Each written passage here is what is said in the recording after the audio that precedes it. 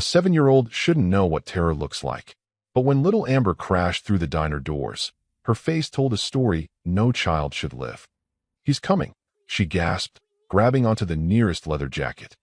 "Please," he said, "this time he'll finish it." The bikers at the corner booth, men who'd seen violence, lived through wars, buried brothers, went stone silent. Because what Amber whispered next, it wasn't just about her. In 60 seconds, every man in that room would make a choice that would either save a life or destroy their own. And the clock was already ticking. Before we dive into this story, I need to know, where are you watching from right now? Drop your city and state in the comments. Rick's Roadhouse sits on the eastern edge of Billings, Montana, where the highway splits toward the mountains and the last gas station gives way to open road. It's the kind of place that doesn't advertise, doesn't need to. If you know, you know. And if you don't, you'll drive right past without a second glance. The building itself tells stories in peeling paint and weather-worn wood. 50 years of Montana winters have left their mark on the exterior, but inside, it's different. Inside, it's warm. The smell hits you first. Coffee that's been brewing since 5 in the morning, mixed with motor oil tracked in on boots, and something else. Belonging, maybe. If belonging has a smell. Patsy Cline drifts from the jukebox in the corner, the one that still takes quarters and only plays country from before the 80s. The leather booths are cracked and softened by decades of use, worn smooth in places where countless elbows have rested, where tired men have slid in after long rides. Tuesday afternoon, 1:15. The lunch rush has thinned out, leaving behind the regulars. And in the corner booth, the one with the view of both doors and the best light from the window, sit 12 men who've claimed this spot every Tuesday for 15 years. They call themselves the Iron Reapers. At the head of the table sits Reaper. Just Reaper. That's what everyone calls him now, though he had another name once, before the Marines, before Iraq, before he came home and found purpose in the brotherhood of broken men trying to be better. He's 45, but his eyes are older. Combat does that. 3 tours as a Force Recon Marine taught him to read rooms, to measure threats, to move through the world with quiet authority that doesn't need to announce itself. He's nursing black coffee, 3rd cup, and watching the door without seeming to watch anything at all. Across from him, Bishop is working through a plate of meatloaf like it's a religious experience. At 52, he's the oldest in the chapter, and maybe the gentlest. Former EMT, 20 years on ambulances before his back gave out and the nightmares got too loud. His hands are steady though, always steady. The kind of hands you want on you when everything's gone wrong. He's got reading glasses perched on his nose, going over some paperwork for the club's annual charity ride, pen moving in careful strokes. Next to Bishop, Wrench is pretending to listen to whatever story is being told at the other end of the table, but his attention is elsewhere. Always is. At 38, he's the road captain, the one who scouts routes and keeps the formation tight on long rides. He's a mechanic by trade and by nature, the kind of man who understands that everything works on principles: leverage, pressure, tension, release. He notices things other people miss. The way a waitress flinches when a customer raises his voice. The car parked across the street with someone sitting in it too long. The small tears in the fabric of normal that signal something wrong. The rest of the chapter fills out the booth and the surrounding tables. Brothers, not by blood, but by choice. By miles ridden together, by funerals attended, by midnight calls answered without question. They range from 26 to 57, from construction workers to a high school teacher, from a tattoo artist to a man who runs a homeless shelter. What binds them isn't background.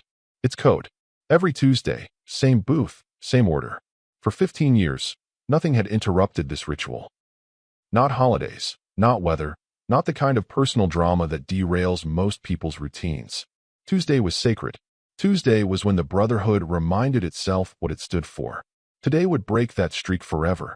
But right now, in this moment, there's just the comfortable sound of men who don't need to fill silence with noise. Forks on plates. The occasional laugh. The creak of leather jackets against booth backs. Rick, the owner, refilling coffee without being asked. His wife, Dolores, dropping off a slice of apple pie for Reaper with a wink. She's been doing that for a decade, and he's been pretending to protest for just as long. Outside, the November wind picks up, rattling the windows. Someone mentions snow coming. Someone else mentions their bike isn't quite ready for winter storage yet. The conversation flows easy, unhurried. These men have been called monsters, outlaws, the worst of society. The kind of people mothers warn their children about, the kind police watch closely, the kind who make normal folks cross the street or lock their car doors. They wore the leather, the patches, the reputation that comes with both. But what they were about to do. Subscribe if you believe actions matter more than reputations, because this story isn't what you think. The clock on the wall ticks toward 1:30. Reaper glances at it without meaning to, a habit from the service. Bishop makes a note in his ledger. Wrench finally tunes into the story being told, something about a carburetor and a stubborn bolt. The door is closed against the cold outside. The warmth inside holds. Everything is exactly as it should be. For 45 more seconds. Then the door will explode open, and everything will change. But they don't know that yet. Right now, there's just coffee and brotherhood and the illusion of an ordinary Tuesday. Right now, they're just 12 men having lunch, holding on to a ritual that keeps them anchored in a world that's tried hard to sweep them away. Right now, before the storm, there's peace. The door doesn't open. It explodes. The sound cuts through everything. Conversation, music, the comfortable hum of an ordinary afternoon. It slams against the interior wall hard enough that the glass rattles in its frame, and every head in Rick's Roadhouse turns at once. A child stands in the doorway. 7 years old, maybe 8. Small for her age. And everything about her is wrong. Her dress is torn at the shoulder, fabric hanging loose like something ripped it away. Her knees are scraped raw, blood still fresh, mixed with dirt and gravel like she'd been running on pavement and fallen more than once. Her feet are bare. Bare in November in Montana, where the ground outside is cold enough to burn. But it's her face that stops every heart in that room. Pure terror. Not the kind kids show when they're scared of the dark or a bad dream. This is different. This is the fear of something real, something immediate, something closing in. Her eyes are wide, darting, scanning the room like she's looking for salvation and doesn't know if she'll find it.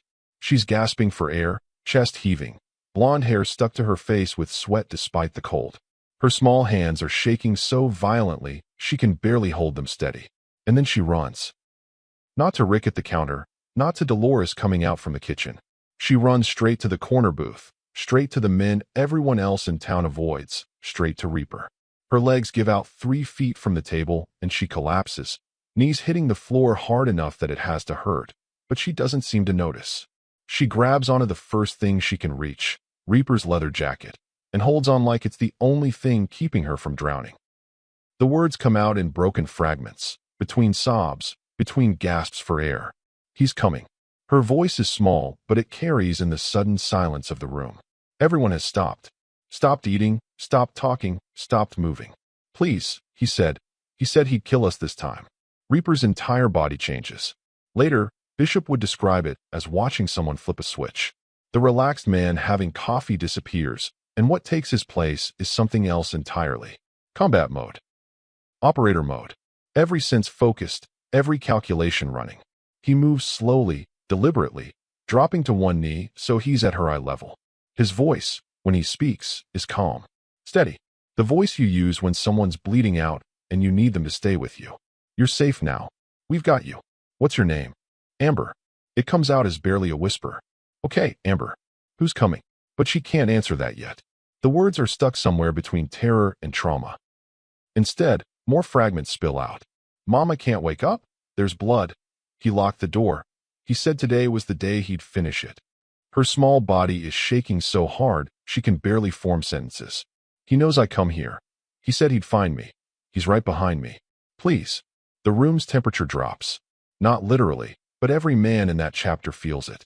12 pairs of eyes exchange glances that don't need words.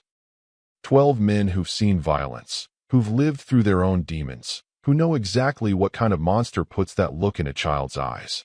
Wrench is already moving, crossing to the window, checking the parking lot with practiced casualness. Bishop has his phone out, fingers hovering over 911, waiting for the word. The other brothers shift positions without seeming to, spreading out, covering angles, blocking exits. Reaper keeps his focus on Amber, keeps his voice steady. How far behind you is he? Amber looks back at the door, then at the clock on the wall. Her eyes are learning to track threats, learning to calculate danger. No child should have those skills. 3 minutes, she whispers. Maybe 4. He always comes here after. He knows Mama sends me here when it gets bad. But this time he said he's coming for me too. Reaper notices something then. Something that will matter later. Her arms, where they're clutching his jacket. Fresh bruises, not scattered randomly like kids get from playing. These are patterned. Finger marks. Grip marks. And they're not the only ones. Her neck, partially hidden by her hair. Her wrists, visible when her torn sleeve shifts. Not random. Systematic. Someone has been hurting this child with intention, with method, with practice. But Amber couldn't finish her sentence. Because what she'd seen in that house, what she'd witnessed in the moments before she ran, what her mother had told her to never speak about, she didn't have words for yet. The human mind protects itself sometimes, walls off the worst parts until it's safe enough to let them out. Right now, all she knows is that a monster is coming, and she's run to the only place she could think of. To men who look scary, who the whole town whispers about, who wear leather and patches and reputations. If you've ever wanted to see real men protect the innocent, comment Guardian. Because these bikers were about to become something the law couldn't. Reaper stands, still keeping one hand where Amber can see it, where she can reach for it if she needs to. He looks at Bishop, at Wrench, at the others. No words needed. The decision has already been made. Rick steps forward from behind the counter, his face grave. I'll get Dolores. Back office. Dolores appears like she was already on her way, gentle hands reaching for Amber. Come on, honey. Let's get you somewhere warm. Get those feet cleaned up. But Amber won't let go of Reaper's jacket. Won't move. Her eyes are locked on the door. He's coming, she whispers again. He's almost here. And in the distance, barely audible over the wind, the sound of a truck engine getting closer. Bishop moves with the kind of slow deliberation that comes from 20 years of kneeling beside people in crisis.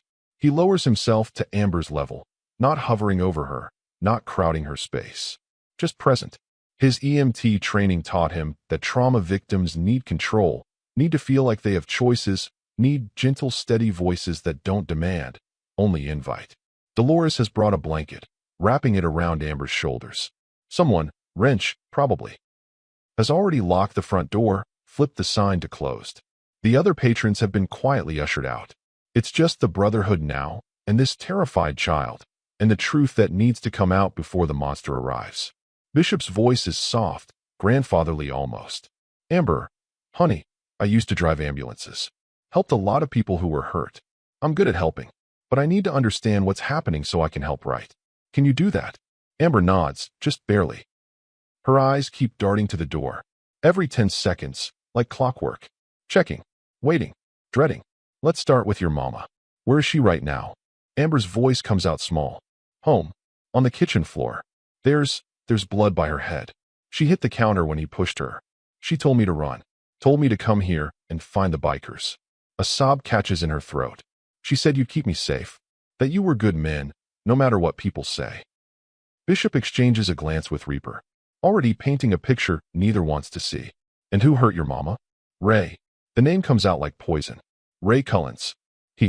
Mama married him 8 months ago. Said he'd take care of us. Said we'd be a real family. 8 months. In 8 months, how much damage can a monster do? Turns out, plenty. Bishop keeps his voice level, professional, even as his jaw tightens.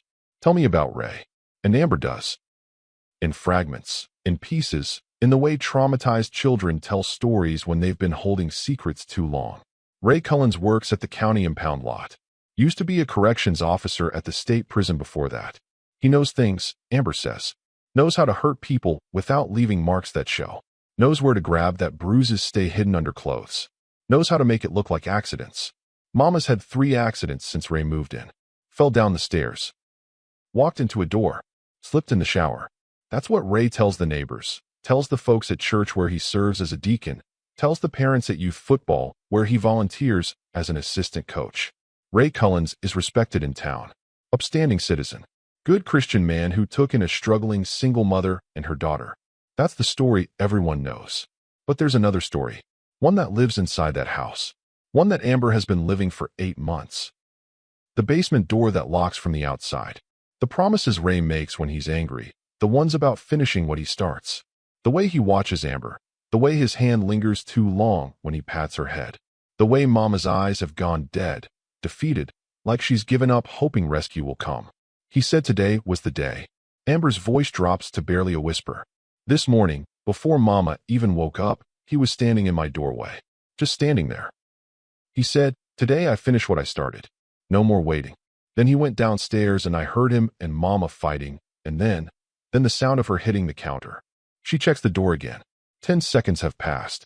Mama got up, blood running down her face, and she grabbed me, shoved me toward the back door, said, run to Rick's.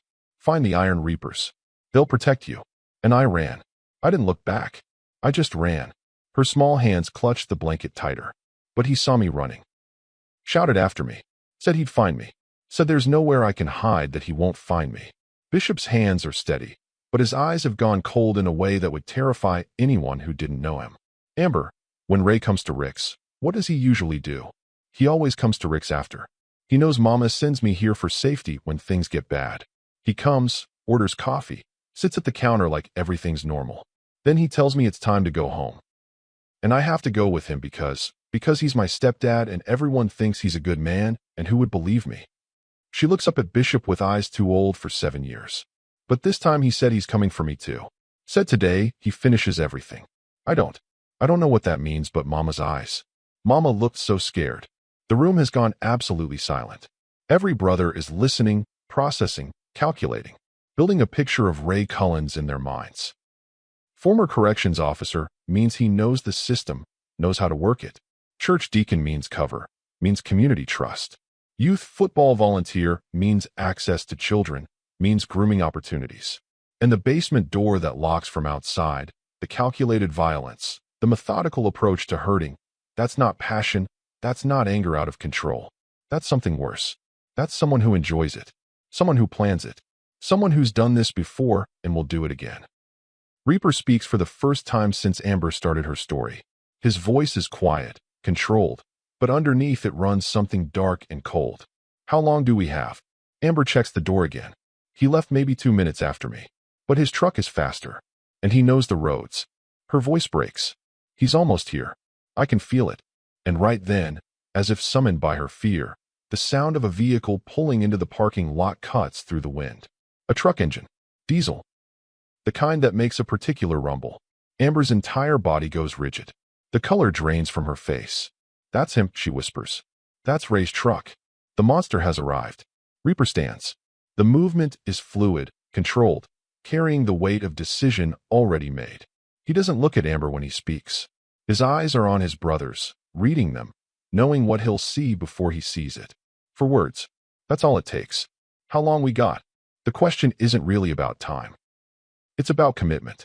It's about whether 12 men are willing to cross a line for a child they just met, for a situation that isn't theirs, for consequences they can't predict. But there's no debate. No discussion, no need for explanations or justifications or the democratic process that usually governs brotherhood decisions. Every single man stands. Some stand slowly, setting down coffee cups with deliberate care. Some stand fast, chairs scraping against worn floorboards. But they all stand. 12 men, 12 different stories, 12 different reasons they wear the patch. And in this moment, they're one thing, a wall between a predator and prey. Bishop is already moving, phone in hand, fingers dialing. Not 911, not yet. Sheriff's Department direct line. Establishing the record, creating the paper trail, doing this the right way. His voice carries across the room, calm and clear. This is Bishop Garrett at Rick's Roadhouse on Highway 87. We have a 7-year-old girl here, injured, reporting domestic violence. Mother is unresponsive at home, head injury. Perpetrator is en route to this location right now. We are securing the child and will cooperate fully with law enforcement. He listens, nods, continues. Ray Cullens. Works at County Impound. That's right. We're not restraining him, just blocking his access to the victim until you arrive. Understood. Legal. By the book.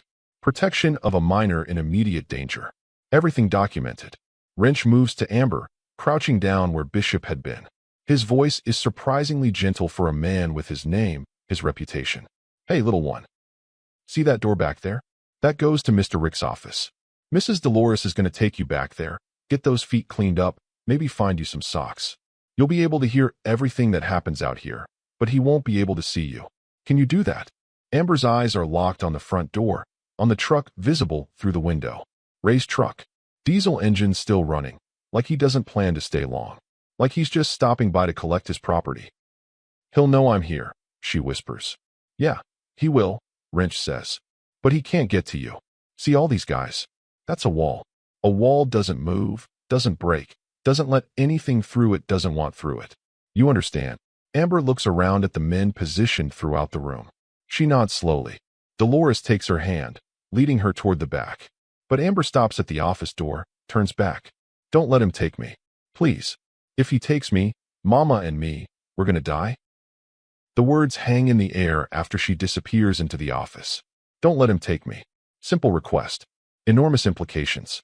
Reaper is already thinking 3 moves ahead, the way Marines are trained to think. Not weapons. That makes them aggressors, criminals, the bad guys the town already thinks they are. This has to be clean.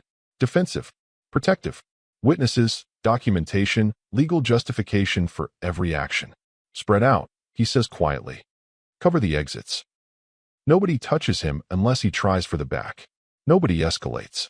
We're just concerned citizens protecting a child in danger until law enforcement arrives. The brothers move with practiced efficiency. Not crowding, not obvious, just repositioning. 3 near the front door. 2 by the side exit. Others scattered at tables and booths, blocking sight lines to the back office. Rick stays behind the counter, hand near the phone. His roadhouse, his responsibility, his witness testimony if it comes to that. Outside, the truck door opens. Boots hit pavement. If you think real justice sometimes happens outside a courtroom, smash that subscribe button. Because what happened next would test every law these men knew. While 12 bikers prepared for Ray Cullens, for miles away, Amber's mother was regaining consciousness. Victoria had been lying on that kitchen floor for nearly 10 minutes, blood pooling from the gash on her temple where it had connected with the granite counter edge. But consciousness was returning now, and with it, memory. Memory of Ray's face this morning. The cold calculation in it. The way he'd said, "Today I finish what I started," with the tone of a man completing a business transaction. In memory of something else. Something she'd found 3 days ago in Ray's truck. Paperwork he'd forgotten, stuffed under the seat. Transfer records from his time at the prison. Incident reports. Things that shouldn't exist. Things that had been sealed, expunged, buried under bureaucracy and favors, and the kind of corruption that happens in small systems. Ray Cullens hadn't just worked at that prison. He'd been transferred out for cause. For suspicion. For things done to inmates that even hardened corrections officers found disturbing. Victoria was pulling herself up now, reaching for her phone, trying to make her concussed brain work well enough to dial, to warn someone, to tell them that Ray wasn't just violent. He was something worse. But she didn't know that Amber had already run to the roadhouse. Didn't know that help was already there. All she knew was that the man she'd married, the man she'd trusted with her daughter, was a predator. And today, he'd decided to stop hiding it. Back at Rick's roadhouse, Ray Cullens walked toward the front door. Reaper watched him come, watched the confident stride, the casual way he approached. And something clicked in Reaper's memory. Something about the walk, about the build, about features half remembered from 15 years ago. Reaper had made a promise 15 years ago, after his own daughter. After Katie came home broken and terrified and unable to speak about the man who'd hurt her. After the case went cold and the system failed and the monster walked free. Reaper had promised Katie, never again. Not on my watch. Never again would he stand by while predators hunted children. But that's a story that would only matter when Ray walked through that door. When faces connected to memories. When past collided with present. The door handle turned. Ray Cullens stepped into Rick's roadhouse, and 12 men who looked like trouble became 12 men who were salvation. The door opened slowly this time. Controlled. Deliberate. Ray Cullens walks in like he owns the place. He's still wearing his county impound uniform. Navy blue work shirt with the embroidered patch, khaki pants, steel-toed boots. The uniform does what it's supposed to do. Signals authority, legitimacy, respectability. He's 42, average height, average build, the kind of man who disappears in a crowd unless you're looking for him. Brown hair cut short, clean-shaven, wedding ring on his left hand. But it's the smile that tells the real story. It spreads across his face the moment he steps inside, takes in the scene. The scattered bikers, the locked door behind him, the tension thick enough to cut. He's not surprised. He's not concerned. He's amused. His eyes scan the room with practiced efficiency, cataloging threats, measuring angles. Former corrections officer training shows in the way he positions himself, back never to a door, hands visible but ready. And then he spots it. Amber's small pink backpack, dropped near the booth when she collapsed. The smile widens. "Afternoon, gentlemen." His voice is friendly, neighborly, the kind you use when you're picking up your kid from soccer practice. "Beautiful day for a ride, though a bit cold for my taste. Hope I'm not interrupting lunch." Nobody responds. 12 faces watch him with the kind of stillness that predators recognize in other predators. Ray's smile doesn't falter. "I'm looking for my little girl. Amber. About this tall, blonde hair, probably pretty upset. She ran off this afternoon. Got herself all worked up over nothing. Kids, you know. Dramatic." He chuckles, like they're all in on the joke together. Still nothing. The silence stretches. Ray shifts his approach, pulling out the concerned parent routine with the ease of long practice. "Her mother and I are worried sick. Victoria, that's my wife. She had a little fall this morning, bumped her head, scared Amber half to death. The poor kid ran out before we could explain that Mama's fine, just a little accident. You know how children are, everything seems like the end of the world at that age. He's good. That's the thing that makes it worse. He's very good at this." The performance is flawless. Concerned stepfather, reasonable tone, plausible story. To anyone who didn't know better, who hadn't heard Amber's terror, who hadn't seen those systematic bruises, Ray Cullens would seem like exactly what he claims to be. Her mother's probably frantic by now. Ray continues, taking a casual step further into the room. "I told Victoria I'd check here first. Amber likes the pancakes. Sweet tooth on that kid." Another chuckle, another step. "So if you gentlemen have seen her, I'd appreciate if you'd let me know. I'll get her home. Get this whole misunderstanding sorted out." Reaper hasn't moved from his position near the booth. Hasn't blinked. When he speaks, his voice is flat, carrying no emotion at all. Just fact. "She's safe. You're leaving." The temperature in the room drops another 10 degrees. Ray's smile freezes, becomes something else. Something with teeth. "I'm sorry, I don't think we've met. I'm Ray Cullens. County employee. Church deacon over at First Baptist. And that's my daughter you're talking about." "Stepdaughter," Reaper corrects. 8 months.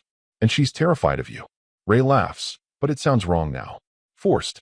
Terrified. That's a strong word.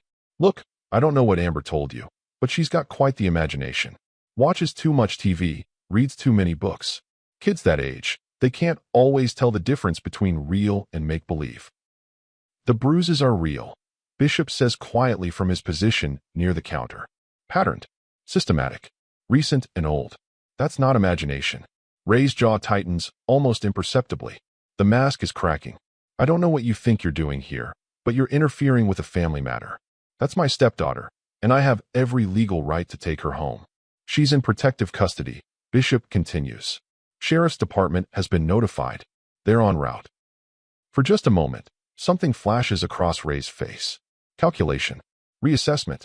But then the smile returns, harder this time. Protective custody. Based on what, exactly? The word of a frightened child? Some bruises that could have come from anywhere? Do you know how many kids hurt themselves playing, climbing trees, being kids? He pulls out his phone, holds it up. The red light indicates he's recording. "I want this documented. 12 members of a motorcycle club. Iron Reapers. That's right. I know who you are. 12 known criminals refusing to let a county employee retrieve his own daughter. Threatening me. Intimidating me." Ray's voice gets louder, plays to the camera. "I'm unarmed. I came here peacefully, just looking for my little girl who ran away scared. And I'm being surrounded by men with criminal records, men known for violence, men who are physically preventing me from doing my job as a parent." He thinks he's smart. Thinks he's flipping the script, making them the villains, making himself the victim, creating his own evidence, his own narrative. What Ray doesn't know is that Reaper had pulled out his own phone the moment Ray's truck pulled into the parking lot. Had been recording since before Ray walked through that door. Had every word, every fake smile, every calculated move documented. "You don't know who you're dealing with," Ray says, and now the mask is really slipping. The friendly concerned father is being replaced by something colder. "I have friends. I have connections. You think you're protecting some kid? You're making a mistake that's going to ruin your lives. The threat hangs in the air, naked now. No more pretense. Former corrections officer at Cedar Ridge State Prison, Reaper says, his voice still that same flat calm. Transferred out in 2019. Incident report sealed. Married Victoria Patterson 8 months ago after a 6-week courtship. Before that, 2 previous marriages. Both ended in restraining orders that mysteriously got dropped. Ray's face goes pale. You don't know what you're talking about. Your truck registration lists an address in Helena before you moved here. Want to guess what else happened in Helena? 3 foster children removed from homes where you were listed as a family friend. Cases opened, then closed. Files sealed. The air has shifted. Ray realizes now that these aren't just bikers reacting to a crying child. This is something else. Something prepared. What none of them knew yet, not even Reaper, not yet, was that Ray wasn't just Amber's stepfather. He was connected to something that had been happening in that town for 3 years. A network. A system. And Amber's mother was 4 miles away, regaining consciousness, holding evidence that would blow it all open. But right now, in Rick's Roadhouse, Ray Cullens is realizing he's walked into a trap of his own making. That the men surrounding him aren't the monsters the town thinks they are. They're the monsters that monsters should fear. Ray's phone is still recording, still held up like a shield. But his hand has started shaking. Just slightly. Just enough to notice if you're watching for it. You boys need to be real careful here, he says, voice dropping lower, taking on an edge. I spent 12 years in corrections. I know people. People who don't forget favors. People who handle problems. He lets that hang in the air, a threat wrapped in vagueness. Accidents happen to bikers all the time. Tire blowouts on mountain roads. Brakes that fail. Real tragic stuff. It's a mistake. His last one, though he doesn't know it yet. Bishop steps forward. He moves slowly, hands visible, non-threatening in body language, but carrying something else in his eyes. 20 years on ambulances taught him to see trauma, to read bodies, to know the difference between accidental injury and intentional harm. When he speaks, his voice is clinical, detached, the voice of someone reading from a medical chart. Left forearm, spiral fracture, approximately 3 months healed. Healed incorrectly, suggesting no medical intervention. That's the kind of break you get from torque, from someone twisting a child's arm past the breaking point. Bishop takes another step closer. Multiple circular burns, approximately 5 millimeters in diameter, on the upper back and shoulders. Pattern consistent with cigarette burns. Various stages of healing, suggesting repeated incidents over time. Ray's smile is gone completely now. You don't know. I'm not finished. Bishop's voice cuts through. Ligature marks on both wrists and both ankles. Narrow pattern, consistent with zip ties or rope. Abraded skin suggests struggling against restraints. Some scarring, indicating this wasn't a one-time occurrence. The room is absolutely silent except for Bishop's voice, cataloging atrocities with the precision of someone who's documented hundreds of injuries, who knows exactly what he's seeing. Bruising on the upper arms, finger-width apart, grip marks. Fresh, less than 48 hours old. Bruising on the neck, partially covered by hair, consistent with choking. And Bishop's jaw tightens, the only crack in his professional demeanor. Other injuries I'm not going to describe in detail, but that tell a very specific story about what's been happening to that child. Ray's face has gone from pale to flushed. You can't prove anything. Kids get hurt. She's clumsy, she. Stop. Reaper's voice isn't loud, but it carries absolute authority. Just stop. We both know what you are. Everyone in this room knows what you are. Ray tries to laugh, but it comes out wrong. Desperate. What I am. I'm a respected member of this community. I volunteer with kids. I serve at my church. Who are you? Criminals. Thugs. Nobody's going to believe you over me. They won't have to believe us, Wrench says quietly from his position by the side door. He's been on his phone, and now he looks up with something cold and satisfied in his eyes. Already did your homework, Ray? Friend of ours, former Army CD, real good at investigations. He's at your house right now with Amber's mama and the county sheriff. Ray goes very still. You're lying. Your basement, Wrench continues, voice steady. The one with the industrial lock on the outside. The one with the soundproofing. They're opening that door right about now. The color drains from Ray's face. Complete, total evacuation of blood. He knows what's in that basement. He knows what they're about to find. There's nothing, He starts, but his voice cracks. Victoria woke up about 10 minutes ago, Wrench says, checking his phone again. Concussion, probably needs stitches, but she's conscious. And talking. Told them exactly where to look. Ray's breathing has changed. Faster, shallower. Panic breathing. His eyes dart to the exits. Front door behind him, side door to his right, back office straight ahead. But there are men positioned at every one. Not crowding, not threatening, just standing. Immovable. I need to leave, Ray says, trying to summon back authority into his voice. You can't keep me here. That's kidnapping. That's false imprisonment. You're free to go, Reaper says. But you're not taking Amber. And you're not getting past US to get to that back office. Ray's calculation is visible on his face. He's measuring distances, odds, possibilities. Former corrections officer means he's been in confrontations before, knows how to handle aggressive inmates, knows pressure points and vulnerable spots. But there are 12 of them, and one of him. If you believe predators should face their victims' protectors, comment justice. Because the law was about to arrive, but these bikers had already won. Ray makes his decision. He bolts. Not toward any exit. Toward the back office. Toward where he knows Amber is hiding. One last desperate play. If he can get to her, use her as leverage, turn this around. It was a little girl. 8 years old, brown hair and pigtails, gap-toothed smile, holding a stuffed rabbit. School picture day, spring 15 years ago. 2 weeks before she disappeared. You don't remember her, Reaper said, voice still quiet but carrying the weight of years. But she remembered you. She still remembers you. She draws you in her nightmares. The color drained from Ray's face. I don't know what you're. Katie Brennan. Reaper took a step closer. 8 years old. Disappeared from her front yard in Helena while getting the mail. Found 3 days later in a storm cellar outside town. Alive but broken. Wouldn't speak. Couldn't speak. Just drew pictures over and over. A basement. A man who smiled too much. A camera on a tripod. Ray tried to back up, but there was nowhere to go. Brothers behind him, walls on either side. That's my daughter, Reaper said. And your name is in the journal Sheriff Connor just found in your basement. First entry. 15 years ago. You documented what you did to her. 15 years ago, David Brennan. He'd had a different name then, before he became Reaper, was still active duty Marine. Still believed the system worked. Believed justice would find his daughter's attacker. Believed that doing things the right way meant good outcomes. Katie had been missing for 73 hours. 73 hours of searching, of organizing volunteers, of watching his wife dissolve into panic while he held on to control because someone had to.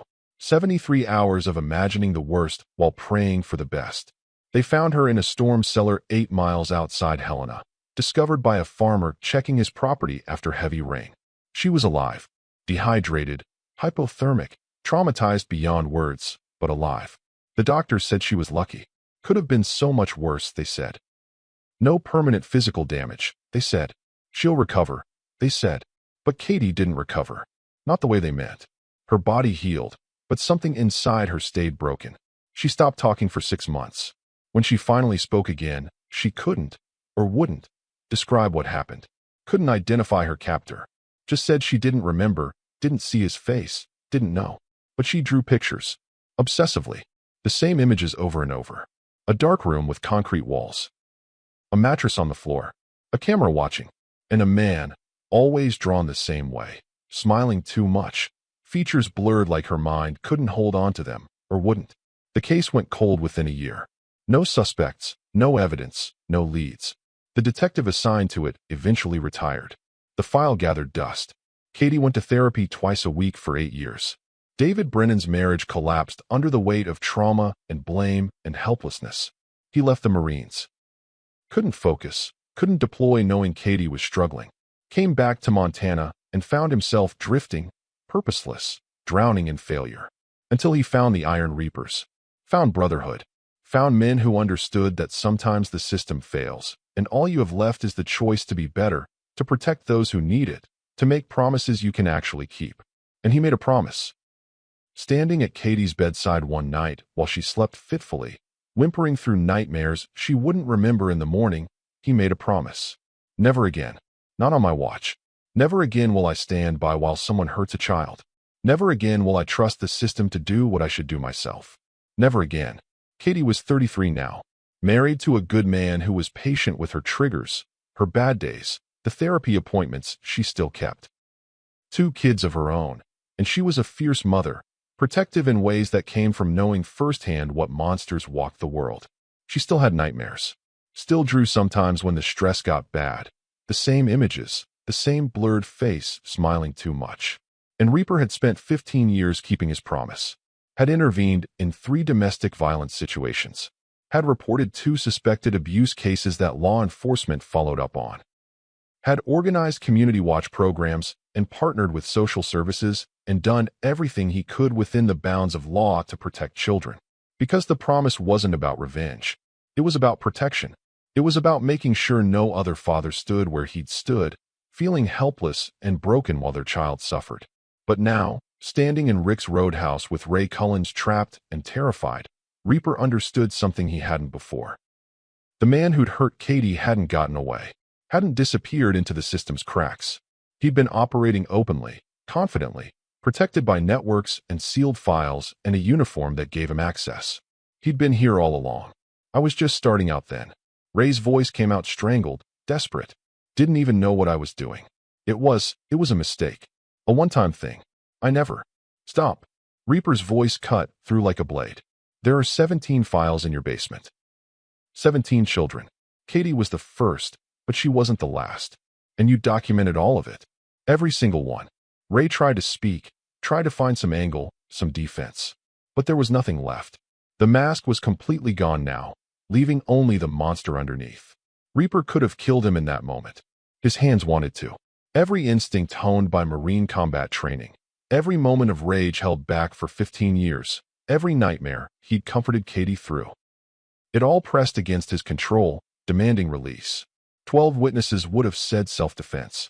Said Ray lunged first, threatened, forced their hand. The brothers would have backed any story Reaper needed them to back. But he didn't. Didn't move. Didn't touch him. Didn't give Ray the easy way out or give himself the satisfaction that would cost everything he'd built. Because the promise he'd made Katie wasn't about revenge. It was about protection. And killing Ray wouldn't protect the other victims still out there, wouldn't dismantle the network, wouldn't bring down the system that had enabled this for years. If you believe some promises define a man's entire life, hit subscribe. Because Reaper's promise was about to save more lives than just Amber's.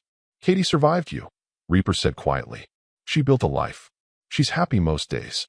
She has children she protects fiercely because she knows what's out there. You tried to destroy her, and she survived. He took one step closer, close enough that Ray could see everything in his eyes. The rage, the control, the absolute certainty of purpose. And now she gets to know that the man who hurt her is going to spend the rest of his life in a cage. That every single person you hurt, every name in those journals, they get justice. Not because I killed you, but because you're going to face every single charge, every single victim, every single consequence. Sirens were close now, maybe a mile out. You're going to live a long life, Ray, in a cell, knowing that a 7-year-old girl and a bunch of bikers brought down your entire operation. Knowing that every day you're locked up is another day those 17 kids get to heal. Ray's legs gave out. He collapsed to his knees, and something inside him broke. Maybe it was the realization that he wouldn't die today, wouldn't get the quick end. Or maybe it was understanding that everything he'd built, every protection he'd counted on, every network connection, it was all about to collapse. I can give you names, Ray gasped. I can tell you who else. You'll tell the FBI, Reaper interrupted. Every name, every location, every detail, because that's the only thing that might keep you in protective custody instead of general population.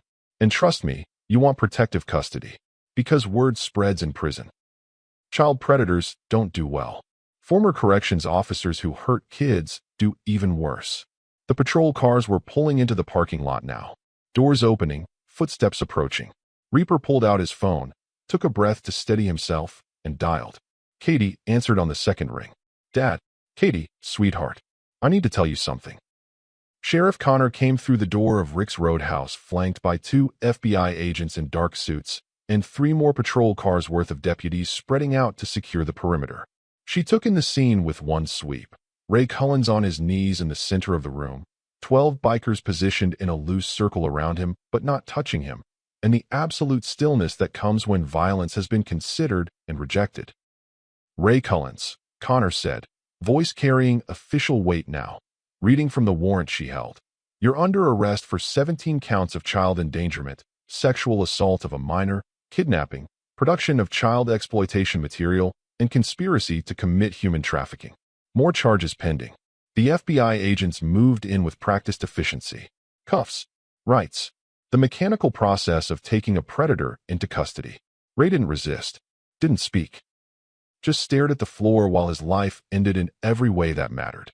One of the FBI agents, Special Agent Martinez from the Trafficking Task Force, stepped toward Reaper. We're going to need statements from all of you. Detailed statements about everything that happened here. Already documented, Reaper said, holding up his phone. Full video recording from the moment he walked in. Audio's clear. Shows we never touched him, never threatened him, never did anything except prevent him from accessing the child he'd come for. Martinez took the phone, scrubbed through the footage. His eyebrows went up slightly. This is comprehensive. We protect a child in immediate danger, Bishop added from his position near the counter. Montana law allows citizens to intervene when a minor is at risk of imminent harm. We blocked his access, called law enforcement, and waited. Everything by the book. Connor nodded slowly, something like respect crossing her face. You boys could have made this messy. Could have given him what he deserved and dealt with the consequences. But you didn't. No, ma'am, Reaper said. Because messy means lawyers and loopholes and chances for him to walk. Clean means he faces every single charge, every single victim, every single year he's got coming. The genius of it was in the restraint. 12 men with the capacity for violence, with every reason to deliver immediate justice, who chose instead to be a wall. Just presence. Just a movable barrier between predator and prey. Never laying hands on him. Never giving him ammunition for claims of assault or vigilante action. They'd thought it through. Bishop's call to the sheriff's department, time-stamped and recorded. Reaper's video documentation of every word Ray spoke, every threat he made, every moment his mask slipped. The positioning that blocked without touching, contained without assaulting. We were protecting a child in immediate danger, Reaper repeated. That's what the law says we can do. Martinez was still going through the video, making notes. This is going to be Exhibit A in the prosecution. Clear documentation of suspect's demeanor, his attempts to access the victim, his implicit threats. This is good work. Ray was being led out now, hands cuffed behind his back, deputies on either side. He looked smaller somehow, diminished. The uniform that had given him authority now just made him look like a fraud. As he passed the booth where this had all started, where Amber had collapsed 4 hours ago, he tried one last time. I want a lawyer. I'm not saying anything without a lawyer. Smart, Martinez said. You're going to need a very good one.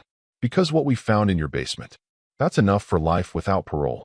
And that's before we get into the network. Ray's head snapped up. What network? I don't know what you're. The journals mention names, Connor interrupted. Clients. Deliveries. The network. Should we continue, or would you rather wait for that lawyer? Ray's mouth snapped shut, but the damage was done. The fear in his eyes confirmed everything. But Ray's arrest was just the beginning. Those journals mention names, powerful names. A county commissioner who'd made certain files disappear. A juvenile court judge who'd sealed cases and redirected foster placements. A pastor who ran a group home and had unfettered access to vulnerable children. The network went deeper than anyone had imagined, spreading through the community like rot through a foundation. Martinez watched Ray being loaded into the patrol car, then turned back to the bikers. FBI's going to want to talk to all of you over the next few days. This case is going to get big. Media's going to be all over it. You ready for that? Reaper looked at his brothers, saw the same understanding reflected back. They'd just kicked over a hornet's nest. The consequences would ripple far beyond this roadhouse, this town, this moment. We're ready, he said. Whatever it takes. Connor approached last, stopping in front of Reaper. Katie, that's your daughter's name. The one from 15 years ago. Yes, ma'am. She's going to get justice now. Finally, Reaper nodded, not trusting his voice. And Amber, Connor continued, she's going to get a life. A real one. Because you boys stood up when it mattered. She extended her hand. Thank you. The handshake was brief, professional, but it carried weight. Acknowledgement. Respect. The kind of validation that doesn't come often to men who wear patches and ride motorcycles and live outside society's comfortable boundaries. As the patrol cars pulled away, lights flashing, Ray Cullens disappeared into the system he'd once worked for, once trusted to protect him. This time it wouldn't.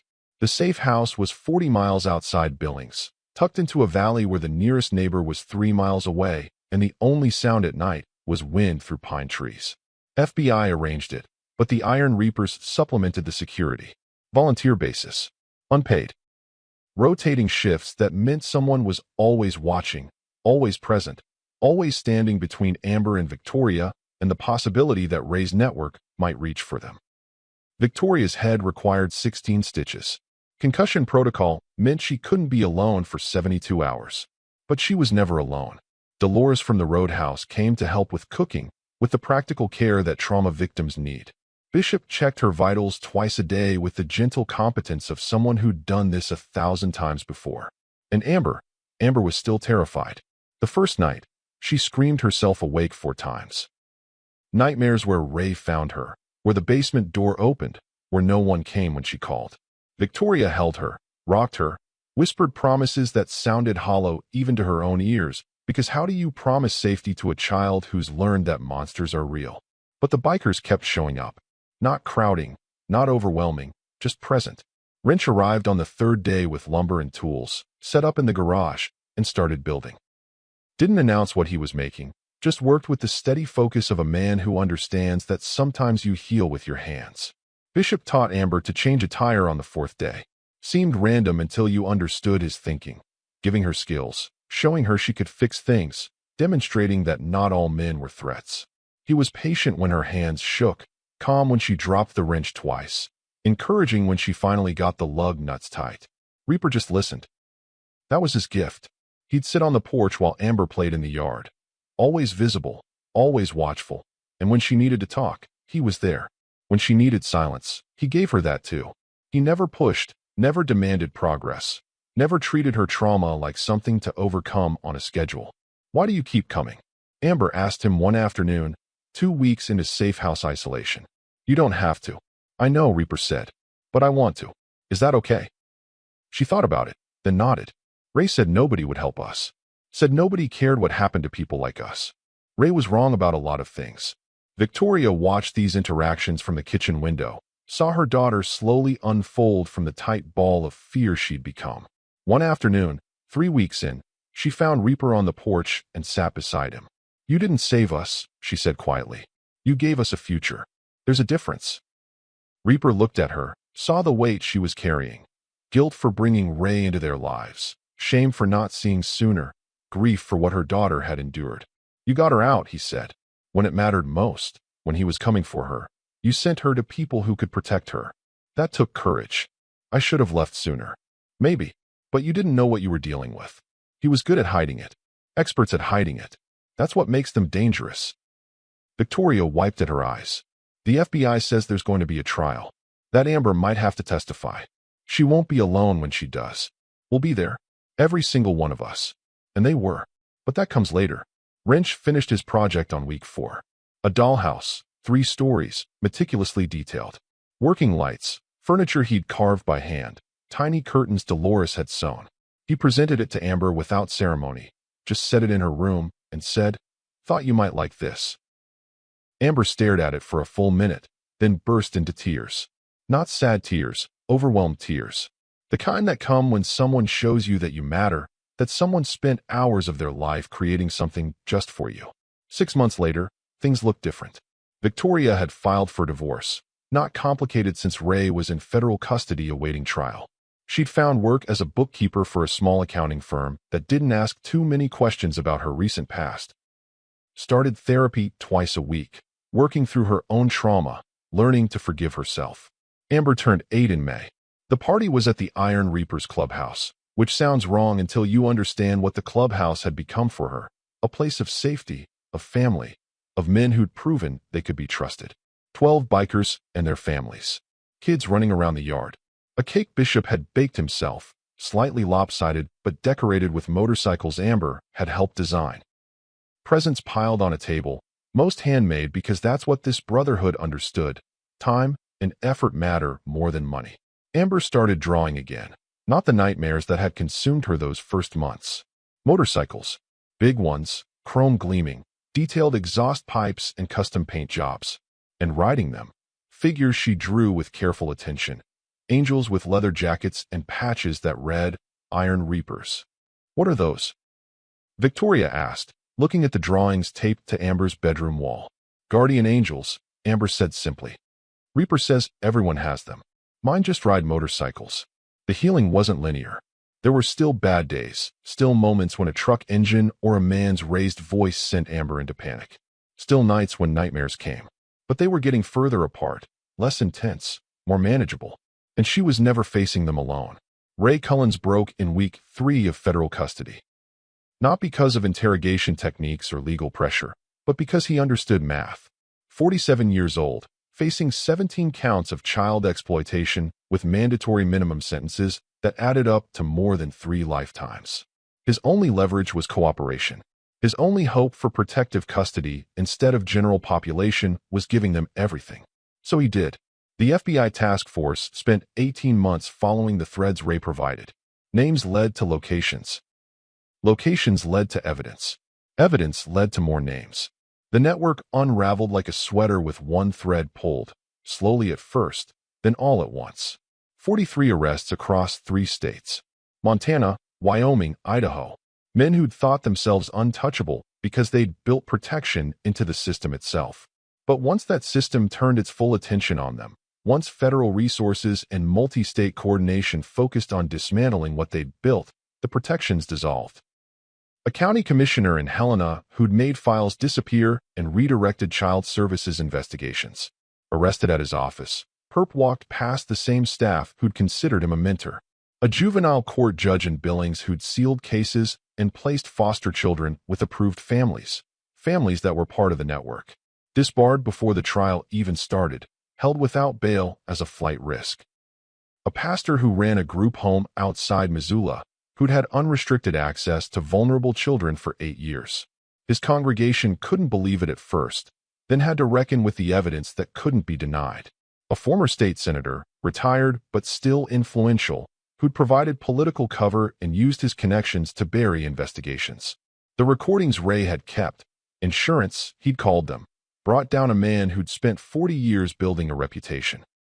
Respected community members, pillars of society, men who coached Little League and served on school boards and attended church every Sunday. Men who understood that the best hiding place is in plain sight, that authority provides access, that trust creates opportunity. The media descended like locusts. Local news became national news. Cable shows ran specials. Documentaries were greenlit. And at the center of every story, 12 bikers who'd protected a terrified child and accidentally triggered the exposure of an entire trafficking network. How Biker Club Broke Child Trafficking Ring, read the headline in the Helena Independent Record. Network News picked it up, framed it as feel-good story with dark undercurrents. They tried to interview Reaper 3 times before he finally agreed.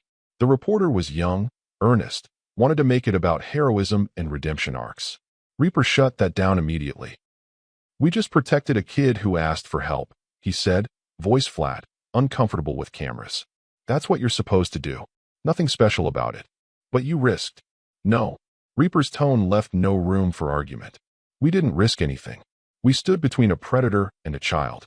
Basic human decency. The real story isn't us.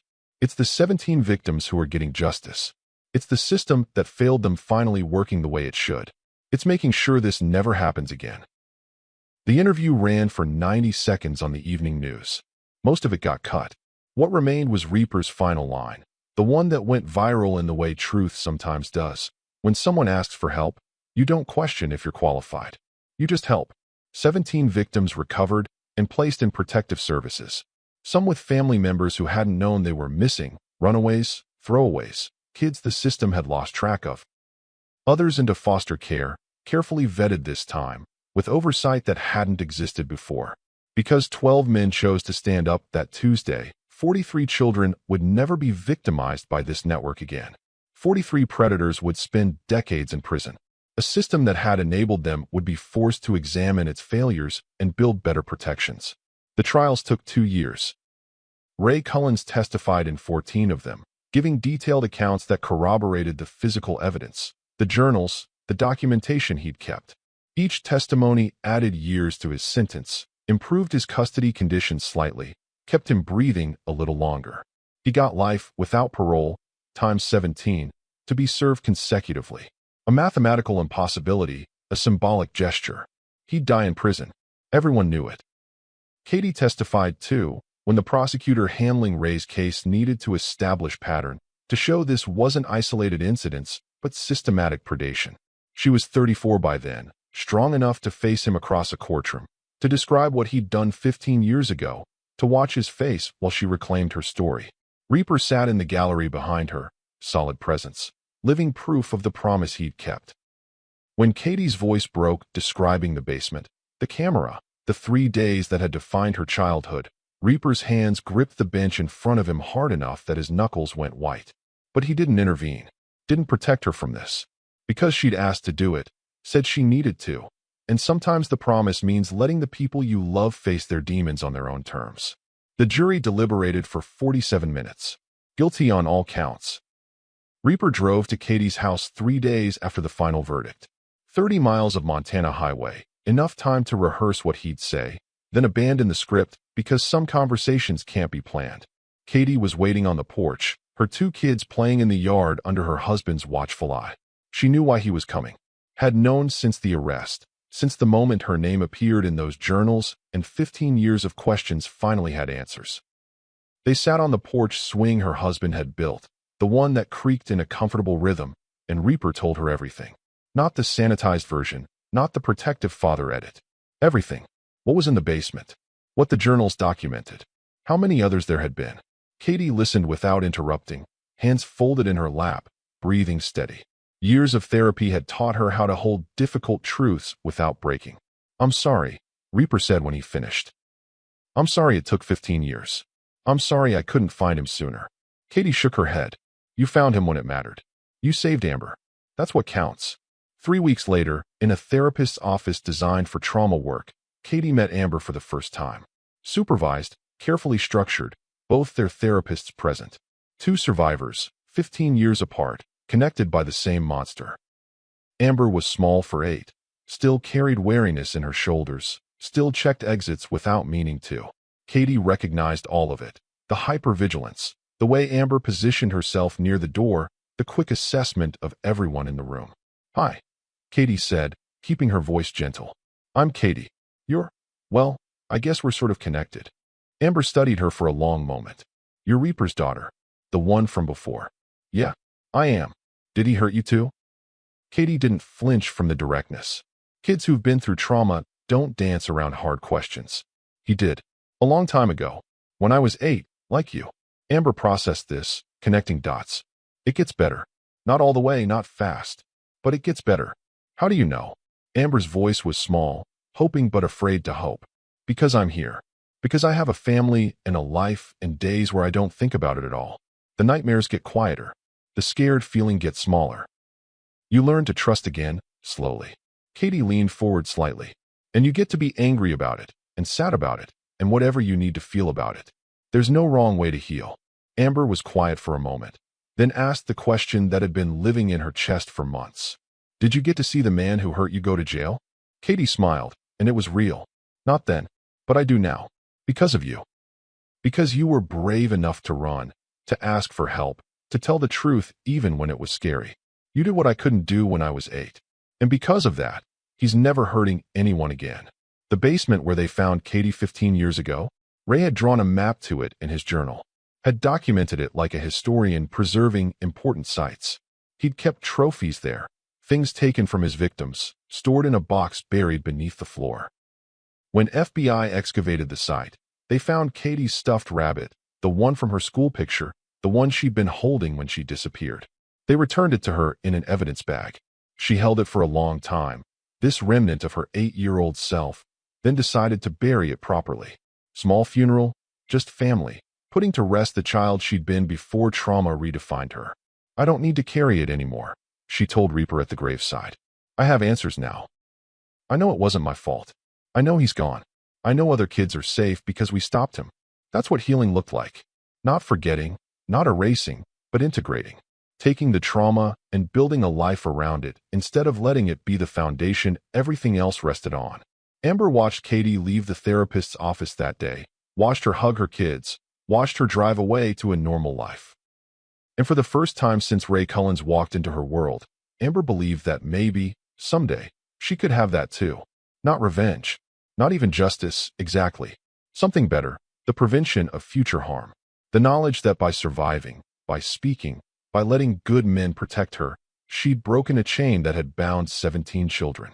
That's the kind of healing that echoes forward. 3 years changes everything and nothing. Amber is 10 now. 4th grade, honor roll, still checks exits, but doesn't always need to anymore. She asked Reaper last month if he'd teach her to ride. Not a big bike, just a dirt bike, something she could control. He said yes without hesitation, and now Saturday mornings find them in an empty field. Amber learning throttle control and balance, while Victoria watches from a lawn chair, no longer afraid to let her daughter take risks. You're a natural, Reaper tells her when she completes her first full lap without stalling. I had good teachers, Amber says, grinning in a way that shows she's learning what safety feels like.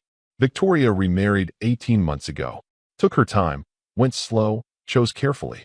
His name is Marcus. He's a high school teacher, and he understood from the first date that he was entering a situation that required patience and gentleness. He met Amber 6 times before Victoria even considered introducing him as anything more than a friend. He passed every test, the ones Victoria set and the ones Amber created without meaning to. Victoria runs a support group now for domestic violence survivors. Meets every Thursday evening at the community center. 12 women, sometimes more, building strength from shared experience. She tells them her story not to define herself by it, but to show that escape is possible, that life exists on the other side of terror. The Iron Reapers started an official partnership with the local trafficking task force. Community watch programs, safe house security, educational outreach to at-risk youth. Turns out men who look intimidating make excellent deterrents, and men who've seen darkness recognize it in others. They've intervened in 4 situations over 3 years that might have ended differently without their presence. Katie published a book about her recovery. Not a memoir exactly. More a guide for other survivors, written with her therapist's help. The dedication reads, "For my father, who kept his promise, and for Amber, who saved us both." It's sold modestly, but the letters she receives from readers tell her it's reaching the people who need it. Ray Cullens is serving 47 consecutive life sentences in a federal supermax facility. No possibility of parole. No human contact except through meal slots and medical examinations. The network he was part of has been dismantled, its members scattered across various prisons, isolated from each other, stripped of the power they once wielded. He'll die there. Everyone knows it, and the world will be better for it. The Iron Reapers clubhouse has a wall of photos now. Brotherhood history, rides completed, moments worth remembering. And there, center position, a picture from Amber's 8th birthday. She's grinning between Reaper and Bishop, chocolate cake smeared on her chin, wearing a tiny leather vest someone made specially for her. The photo is titled in marker below, "The Day Everything Changed." Rick's Roadhouse still does Tuesday lunch. Same booth, same ritual, same brotherhood. But there's one extra chair now, pulled up to the end of the table. Sometimes it stays empty. Sometimes Amber sits there, working through a stack of pancakes while doing homework, comfortable in the presence of men who prove that protection doesn't require perfection, just commitment. She's safe. That's the thing that matters. She's safe, and she's healing, and she has a future that isn't defined by the worst thing that happened to her. People ask Reaper sometimes why they got involved. Why 12 bikers risked everything for a child they didn't know? For a situation that wasn't their responsibility, for consequences they couldn't predict. His answer never changes. She ran to us. He says simply, that meant something. When someone asks for help, you don't question if you're qualified. You just help. That Tuesday afternoon changed more than Amber's life. It changed the Iron Reapers' reputation in a town that had always viewed them with suspicion. Changed how local law enforcement approached community partnerships. Changed how 17 victims understood their own worth and possibility. Changed how one father finally found peace with promises kept. The ripples spread wider than anyone could have anticipated. A network dismantled. A system forced to examine its failures. children protected, survivors empowered. And in the center of it all, a 7-year-old girl who made the bravest choice of her life. To run toward help instead of hiding in fear. If you believe ordinary people can do extraordinary things when they choose courage over comfort, subscribe to see more stories of real heroes. Comment courage if this story reminded you why we stand up for the vulnerable. Share this with someone who needs to know that good people still exist. And remember, you don't need a leather jacket to be a guardian. You just need to show up when it matters. Because that's what the Iron Reapers did. They showed up. They stood firm. They kept a promise that echoed across 15 years and 17 victims and one small girl who just needed someone to believe her. And in the end, that made all the difference.